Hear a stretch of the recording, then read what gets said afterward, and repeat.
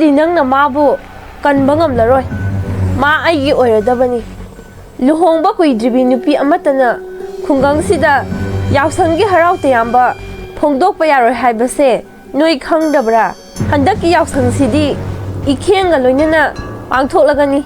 아이네 마부 소이드나 하라가니 아이네 공강 아시다 루홍바 거이드리바 누피기 누가이바 이행바 팜데 아이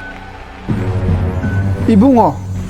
그럼나 쿨라시다 루홍바 거이드리비 누피나 야옥상 야오바 야키다바노 하이버기 와리도 아이 리르게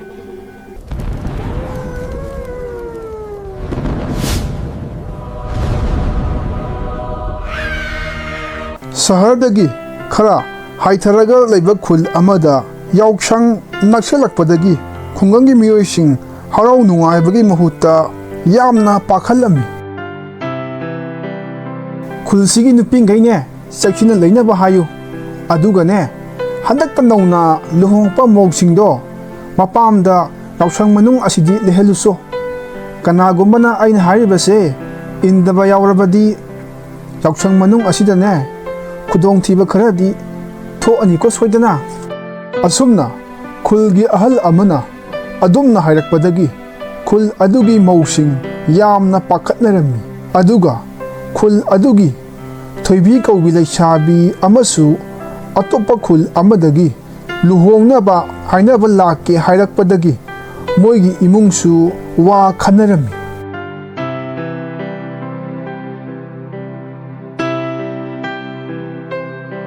मोई मपा इचानुपी थोइबीसे ममौ ओइजरगेना थंगनबा खुलदगी हाइबा चंगागेना हाइरए करी हाइखिसिगे मोइनदी ngasi hayengsida laagena hairapani adugi wado kona yausanga lura matungda tamna ingna khanarasi haikho hojik luhongbagi wariga khanaba yaba matam natti luhongbagi wa hek khanarubadane yausang maya asida ichanupi ase sijarona kathokba chap manadoini hoi adumaina haikrage yausangse mathangi haptadagini imong nupi sisu hayengla haksitla mapamda chathankrage yausang loiraba matung hapta ama leiraga halona haikrage asumna khungang aduda nauna luhongokpa nupi ngai magi mangi pot yomduna unaraga mapamda chatkiram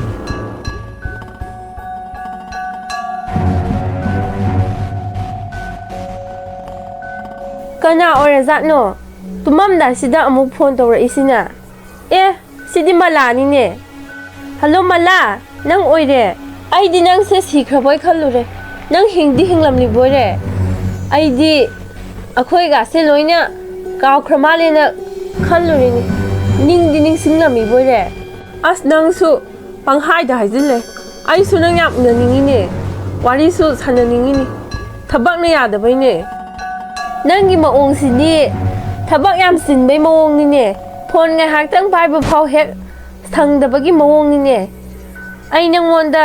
ꯌꯥꯝ ꯁꯥꯎꯅꯤꯡꯉꯤꯕꯅꯤ ꯐꯔꯦꯁꯦ ꯁꯥꯎꯔꯅꯨ ꯑꯩꯅ ꯂꯥꯟꯖꯔꯦ ꯑꯩ ꯅꯪꯉꯣꯟꯗ ꯈꯨꯗꯣꯜ ꯑꯃ ꯌꯥꯝ ꯉꯛꯄ ꯑꯃ ꯄꯤꯒꯦꯅ ꯉꯍꯥꯟꯉꯩ ꯐꯣꯟ ꯇꯧꯔꯛꯇꯕꯅꯤ ꯅꯨꯃꯤꯠ ꯈꯔꯅꯤꯒꯤ ꯃꯇꯨꯡꯗ ꯑꯩꯅ ꯄꯤꯒꯗꯧꯔꯤꯕ ꯈꯨꯗꯣꯜꯗꯣ ꯅꯪꯒꯤ ꯅꯅꯥꯛꯇ ꯁꯣꯏꯗꯅ ꯌꯧꯔꯛꯂꯅꯤ ꯅꯪꯅ ꯃꯗꯨ ꯍꯦꯛ ꯎꯕꯒ ꯑꯩꯉꯣꯟꯗ ꯂꯩꯔꯝꯕ ꯅꯪꯒꯤ ꯑꯁꯥꯎꯕ ꯄꯨꯝꯅꯃꯛ ꯂꯣꯏꯅ ꯃꯥꯡꯈ꯭ꯔꯗꯣꯏꯅꯤ ꯏꯕꯦꯝꯃ ꯌꯥꯔꯦ ꯌꯥꯔꯦ ꯏꯕꯦꯝꯃ ꯑꯩ ꯅꯪꯒꯤ ꯈꯨꯗꯣꯟ ꯄꯣꯠꯀ ꯑꯝꯇ ꯄꯥꯝꯖꯗꯦ ꯑꯁꯨꯝꯅ ꯊꯣꯏꯕꯤꯒ ꯃꯂꯥꯒ ꯋꯥꯔꯤ ꯃꯄꯨꯡ ꯐꯥꯅ ꯁꯥꯟꯅꯗ꯭ꯔꯤꯀꯥꯟꯗ ꯃꯂꯥꯒꯤ ꯐꯣꯟ ꯑꯗꯨ ꯃꯩ ꯌꯥꯎꯗꯕꯗꯒꯤ ꯁ꯭ꯋꯤꯆ ꯑꯣꯐ ꯇꯥꯁꯤꯟꯈꯤꯔꯝꯃꯤ ꯑꯗꯨꯕꯨ ꯊꯣꯏꯕꯤꯅꯗꯤ ꯃꯂꯥ ꯑꯁꯤ ꯃꯥꯒ ꯋꯥꯔꯤ ꯁꯥꯟꯅꯅꯤꯡꯗꯕꯗꯒꯤ ꯐꯣꯟ ꯊꯝꯈꯤꯕ ꯑꯣꯏꯅ ꯈꯜꯂꯝꯃꯤ ꯋꯥꯔꯤ ꯐꯥꯎꯕ ꯃꯄꯨꯡ ꯐꯥꯅ ꯁꯥꯟꯅꯕ ꯂꯣꯏꯗ꯭ꯔꯤ ꯐꯣꯟꯁꯦ ꯀꯛꯊꯠꯈ꯭ꯔꯤꯁꯦ ꯌꯦꯡꯉꯣ ꯀꯔꯤ ꯒꯤꯐ ꯑꯣꯏꯔꯖꯥꯅꯣ ꯃꯥꯅ ꯑꯃꯨꯛ ꯊꯥꯔꯛꯀꯅꯤ ꯍꯥꯏꯔꯤꯁꯤꯅ ꯒꯤꯐ ꯄꯤꯔꯛꯀꯦꯔꯥ ꯄꯤꯔꯛꯑꯣꯏꯔꯥ ꯃꯥ ꯍꯟꯗꯛꯇꯤ ꯑꯩꯅ ꯌꯥꯝ ꯋꯥꯔꯧꯔꯦ ꯃꯥꯒꯤ ꯒꯤꯐꯅꯒ ꯑꯩ ꯊꯦꯝꯕꯗ ꯌꯥꯔꯔꯣꯏ ꯑꯁꯨꯛ ꯀꯨꯏꯅꯁꯨ ꯅꯨꯡꯁꯤꯅꯅ ꯇꯤꯟꯅꯔꯛꯂꯒ ꯃꯥꯅ ꯂꯥꯏꯊꯣꯛꯄꯒꯤ ꯃꯑꯣꯡꯒ ꯇꯧꯔꯗꯅ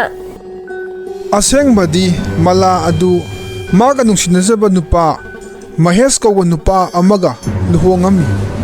amadi moi ani thoibigi yumda laktuna lakadariba yausang kumai adu thoibigi mayumda leiduna makhoi punna saruk yaminanaba haina lepammi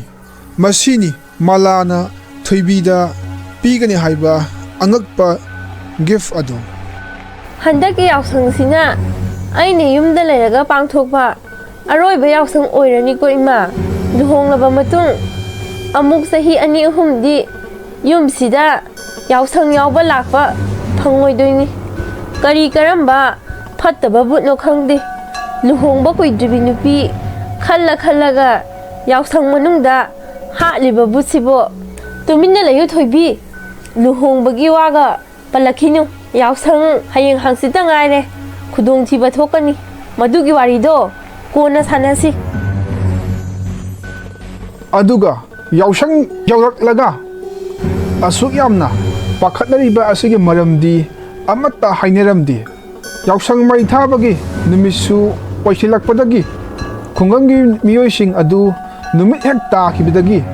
masa masagi mayumgi thong thongnau lonsinduna mapanda amatta thoamdi aduga malagi laibakta asum tho haina tambana karino thoibigi mayumda yausang mai thaba numit adugi numidang pung nipan taba adwaida yarwaktuna thoibigi yumda thong hangnaba thong thilammi kana orazatno numidang sida amuk thong thila isina yausang mai thaba numitnena kanamta mapan bauthokno drakan sida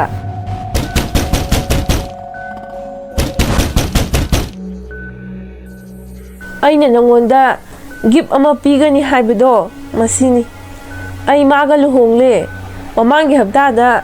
yamna thuna adum senbaga hongjinkre aduna nangonda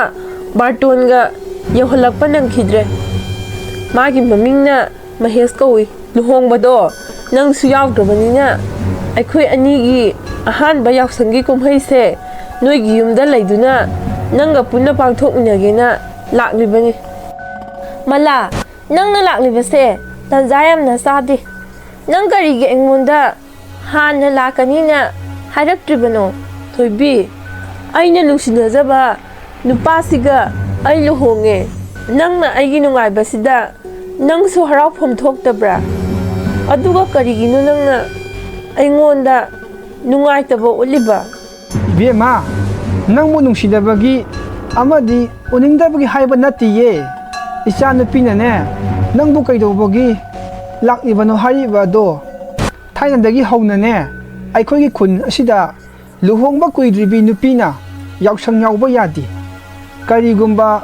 luhongba kuidribi nupi aduna yausang manungda aikhoigi khun asida leirabadi ma khudong thiba soidana themnagani aina hariba asida noina thajadaba tawgano mamangda luhongba kuidribi nupi kaya mathwai mangkhrabane aduna ne noi ani yaragadi mafam asi thadoktuna hojik mangsakkhibana fatro hojik mobile gi matam asida bu kadai da gi butno oithokba yabrane gyang da tade tawrise o fare adubu mayamna fatte hairabanina ibani su hannaba tawrage matungda mu yausang loiraga kona mu lakpa aduni asumna mahesh amadi mala adu mafam adu thadoktuna chatlagena gari da tongkhalami aduga maheshna gari adu thaunaba tawrami adubu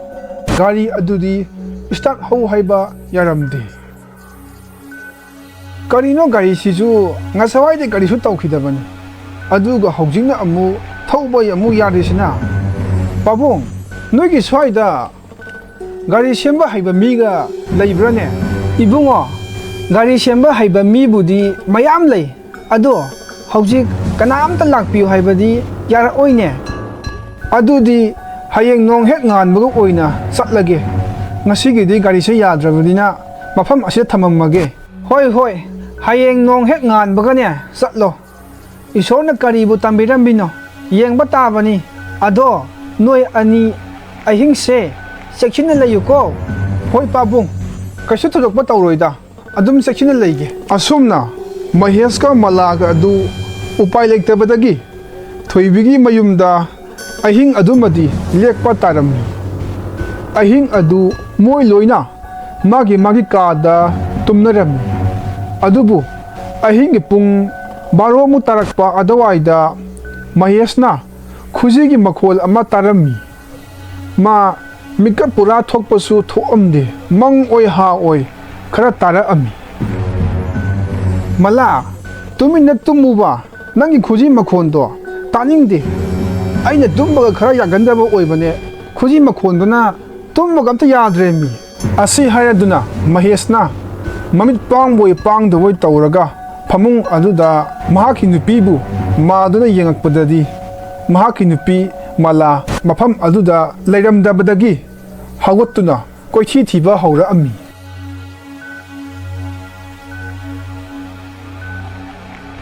ꯀꯔꯤꯅꯣ ꯇꯧꯔꯤꯁꯤꯅ? ꯃꯂꯥꯗꯨꯅ ꯑꯁꯨꯛ ꯊꯦꯡꯂꯕ ꯑꯍꯤꯡ ꯑꯁꯤꯗ ꯀꯗꯥꯏꯗ ꯑꯃꯨꯛ ꯆꯠꯈ꯭ꯔꯕꯖꯥꯠꯅꯣ? ꯑꯩꯗꯤ ꯃꯥ ꯇꯨꯝꯃꯤꯕꯣꯏ ꯅꯤꯡꯉꯤ, ꯑꯗꯨꯒ ꯈꯨꯖꯤ ꯃꯈꯣꯟ ꯑꯗꯨꯅ ꯀꯗꯥꯏꯗꯒꯤ? ꯑꯩꯗꯤ ꯃꯥ ꯇꯨꯝꯃꯤꯕꯣꯏ ꯅꯤꯡꯗꯅ ꯃꯉꯣꯟꯗ ꯈꯨꯖꯤ ꯃꯈꯣꯟꯗꯨ ꯇꯥꯍꯜꯂꯛꯀꯅꯨꯅ ꯍꯥꯏꯔꯤꯕꯅꯤ, ꯑꯗꯨꯒ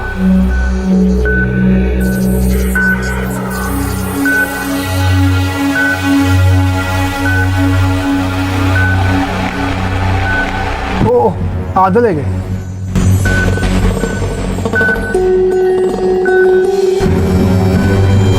ꯀꯔꯤꯅꯣ ꯃꯂꯥ, ꯅꯪꯅ ꯇꯧꯔꯤꯗꯨꯕꯣ? ꯑꯁꯨꯛ ꯊꯦꯡꯉꯕ ꯑꯍꯤꯡ ꯑꯁꯤꯗ ꯁꯦꯟꯗꯜꯁꯨ ꯑꯝꯇ ꯇꯣꯡꯗꯦ, ꯑꯗꯨꯒ ꯅꯪꯅ ꯀꯣꯏꯆꯠ ꯆꯠꯂꯤꯗꯨꯕꯣ? ꯃꯂꯥ, ꯀꯗꯥꯏꯗꯅꯣ ꯅꯪꯅ ꯆꯠꯀꯦ ꯇꯧꯔꯤꯁꯤꯕꯣ? ꯑꯁꯨꯛ ꯊꯦꯡꯉꯀꯥꯟꯁꯤꯗ ꯅꯪꯕꯨ ꯀꯩꯗꯧꯔꯒꯦ ꯃꯤ? ꯑꯗꯨꯕꯨ ꯃꯂꯥꯒꯤ ꯃꯥꯏꯊꯣꯡ ꯑꯗꯨ ꯍꯥꯟꯅꯒ ꯃꯥꯟꯅꯗꯕ ꯃꯑꯣꯡꯗ ꯑꯀꯤꯕ ꯃꯤꯅꯣꯛ ꯑꯃꯒ ꯂꯣꯏꯅꯅ ꯍꯥꯏꯔꯛꯑꯝꯃꯤ꯫ ꯉꯁꯤꯗꯤ ꯅꯪꯅ ꯃꯥꯕꯨ ꯀꯟꯕ ꯉꯝꯂꯔꯣꯏ꯫ ꯃꯥ ꯑꯩꯒꯤ ꯑꯣꯏꯔꯗꯕꯅꯤ꯫ ꯂꯨꯍꯣꯡꯕ ꯀꯨꯏꯗ꯭ꯔꯤꯕꯤ ꯅꯨꯄꯤ ꯑꯃꯠꯇꯅ ꯈꯨꯡꯒꯪꯁꯤꯗ ꯌꯥꯎꯁꯪꯒꯤ ꯍꯔꯥꯎ ꯇꯌꯥꯝꯕ ꯐꯣꯡꯗꯣꯛꯄ ꯌꯥꯔꯣꯏ ꯍꯥꯏꯕꯁꯦ ꯅꯣꯏ ꯈꯪꯗꯕ꯭ꯔꯥ? ꯍꯟꯗꯛꯀꯤ ꯌꯥꯎꯁꯪꯁꯤꯗꯤ ꯏꯈꯦꯡꯒ ꯂꯣꯏꯅꯅ ꯄꯥꯡꯊꯣꯛꯂꯒꯅꯤ꯫ ꯃꯍꯦꯁ ꯃꯥꯒꯤ ꯅꯨꯄꯤ ꯃꯂꯥꯅ ꯑꯣꯏꯔꯝꯂꯤꯕ ꯐꯤꯕꯝ ꯑꯗꯨ ꯎꯕꯗ ꯒ꯭ꯌꯥꯟ ꯃꯥꯡꯉꯒ ꯂꯩꯃꯥꯏꯗ ꯇꯥꯈꯤꯔꯝꯃꯤ꯫ ꯑꯗꯨꯕꯨ ꯄꯨꯡ ꯈꯔꯒꯤ ꯃꯇꯨꯡꯗ ꯃꯍꯦꯁ ꯒ꯭ꯌꯥꯟ ꯇꯥꯔꯛꯑꯝꯃꯤ꯫ ꯃꯍꯥꯛꯅ ꯒ꯭ꯌꯥꯟ ꯇꯥꯔꯛꯄ ꯃꯇꯝꯗꯗꯤ ꯃꯍꯥꯛꯀꯤ ꯃꯅꯥꯛꯇ ꯃꯤ ꯃꯌꯥꯝ ꯑꯃ ꯌꯣꯝꯁꯤꯜꯂꯒ ꯂꯩꯔꯝꯃꯤ꯫ ꯏꯕꯨꯡꯉꯣ, ꯅꯪ ꯒ꯭ꯌꯥꯟ ꯂꯥꯛꯑꯕ꯭ꯔꯥ? ꯅꯁꯥ ꯑꯗꯨ ꯀꯔꯤꯁꯨ ꯇꯧꯗꯕ꯭ꯔꯥ? ꯑꯩꯗꯤ ꯀꯔꯤꯁꯨ ꯇꯧꯗ꯭ꯔꯦ꯫ ꯃꯂꯥ ꯀꯗꯥꯏ ꯆꯠꯈ꯭ꯔꯒꯦ? ꯃꯂꯥꯗꯤ? ꯃꯂꯥ! ꯃꯂꯥ! ꯅꯪꯗ ꯍꯥꯟꯅ ꯐꯅꯕ ꯍꯣꯠꯅꯈꯣ꯫ ꯃꯥꯕꯨꯗꯤ ꯑꯩꯈꯣꯏ ꯃꯌꯥꯝ ꯆꯪꯗꯨꯅ ꯐꯥꯖꯤꯜꯂꯒ ꯏꯃꯨꯡꯗ ꯊꯝꯃꯤꯕꯅꯦ꯫ ꯑꯩꯈꯣꯏ ꯃꯌꯥꯝ ꯆꯪꯗꯨꯅ ꯃꯥꯕꯨꯅꯦ ꯀꯟꯕ ꯉꯝꯕ꯭ꯔꯥ ꯑꯃꯨꯛꯇ ꯌꯦꯡꯁꯤꯀꯣ꯫ ꯇꯟꯖꯥ ꯑꯗꯨꯗ ꯏꯃꯨꯡꯗꯒꯤ ꯃꯂꯥꯅ ꯂꯥꯎ ꯈꯣꯡꯕꯒꯤ ꯃꯈꯣꯟ ꯇꯥꯔꯛꯑꯝꯃꯤ꯫ ꯀꯔꯤꯅꯣ ꯃꯂꯥ, ꯅꯪꯅ ꯇꯧꯔꯤꯗꯨꯕꯣ? ꯅꯪ ꯒ꯭ꯌꯥꯟ ꯑꯃꯨꯛꯇꯗꯤ ꯇꯥꯔꯛꯎꯕ꯫ ꯑꯩ ꯀꯃꯥꯏꯅ ꯇꯧ ꯍꯥꯏꯕꯅꯣ? ꯅꯪꯅ ꯑꯗꯨꯃꯥꯏꯅ ꯇꯧꯔꯒꯗꯤ? ꯃꯂꯥ, ꯅꯪ ꯒ꯭ꯌꯥꯟ ꯇꯥꯔꯣ, ꯅꯪ ꯒ꯭ꯌꯥꯟ ꯇꯥꯔꯣ꯫ ꯑꯩꯅ ꯃꯥꯕꯨ ꯁꯣꯏꯗꯅ ꯍꯥꯠꯂꯒꯅꯤ꯫ ꯑꯩꯅ ꯈꯨꯡꯒꯪ ꯑꯁꯤꯗ ꯂꯨꯍꯣꯡꯕ ꯀꯨꯏꯗ꯭ꯔꯤꯕ ꯅꯨꯄꯤꯒꯤ ꯅꯨꯡꯉꯥꯏꯕ ꯌꯦꯡꯕ ꯄꯥꯝꯗꯦ꯫ ꯑꯩꯒꯤ ꯃꯔꯨꯞꯀꯤ ꯊꯋꯥꯏ ꯑꯃꯨꯛꯇꯗꯤ ꯀꯟꯕꯤꯌꯣ꯫ ꯃꯍꯥꯛꯇꯤ ꯑꯩꯈꯣꯏ ꯈꯨꯡꯒꯪꯒꯤ ꯑꯔꯣꯟꯕꯁꯦ ꯈꯪꯖꯗꯕꯗꯒꯤ ꯃꯐꯝꯁꯤꯗ ꯂꯥꯛꯆꯈꯤꯕꯅꯦ꯫ ꯑꯩꯅ ꯐꯪꯈꯤꯗ꯭ꯔꯕ ꯅꯨꯡꯉꯥꯏꯕ ꯀꯅꯥꯃꯠꯇꯅ ꯐꯪꯕ ꯌꯥꯔꯣꯏ꯫ ꯃꯐꯝꯁꯤꯗ ꯌꯥꯎꯁꯪ ꯌꯥꯎꯕ ꯂꯥꯛꯄꯤ ꯅꯨꯄꯤ ꯈꯨꯗꯤꯡꯃꯛ ꯑꯩꯅ ꯂꯣꯏꯅ ꯍꯥꯠꯀꯅꯤ꯫ ꯃꯥꯅ ꯍꯥꯏꯔꯤꯕ ꯑꯗꯨ ꯑꯃꯠꯇ ꯇꯥꯗꯅ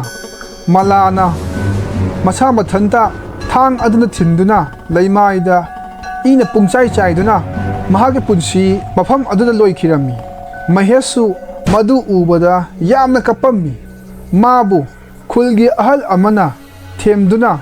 ꯍꯧꯈꯤꯕ ꯋꯥꯔꯤ ꯑꯃ ꯃꯉꯣꯟꯗ ꯂꯤꯔꯛꯑꯝꯃꯤ꯫ ꯏꯕꯨꯡꯉꯣ, ꯀꯔꯝꯅ ꯈꯨꯜ ꯑꯁꯤꯗ ꯂꯨꯍꯣꯡꯕ ꯀꯨꯏꯗ꯭ꯔꯤꯕꯤ ꯅꯨꯄꯤꯅ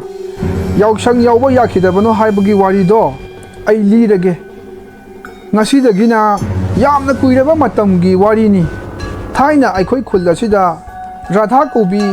ꯃꯁꯛ ꯃꯇꯧ ꯌꯥꯝꯅ ꯐꯖꯕꯤ ꯅꯨꯄꯤ ꯑꯃ ꯂꯩꯔꯝꯃꯤ꯫ ꯃꯍꯥꯛ ꯑꯩꯈꯣꯏꯒꯤ ꯊꯪꯅꯕ ꯈꯨꯜ ꯑꯁꯤꯗꯒꯤ ꯁꯅꯥ ꯀꯧꯕ ꯅꯨꯄꯥ ꯑꯃꯒ ꯌꯥꯝꯅ ꯅꯨꯡꯁꯤꯅꯔꯝꯃꯤ꯫ ꯑꯗꯨꯕꯨ ꯑꯩꯈꯣꯏꯒꯤ ꯈꯨꯜ ꯑꯁꯤꯗ ꯃꯅꯥꯎ ꯀꯧꯕ ꯌꯥꯝꯅ ꯐꯠꯇꯕ ꯅꯨꯄꯥ ꯑꯃꯁꯨ ꯂꯩꯔꯝꯃꯤ꯫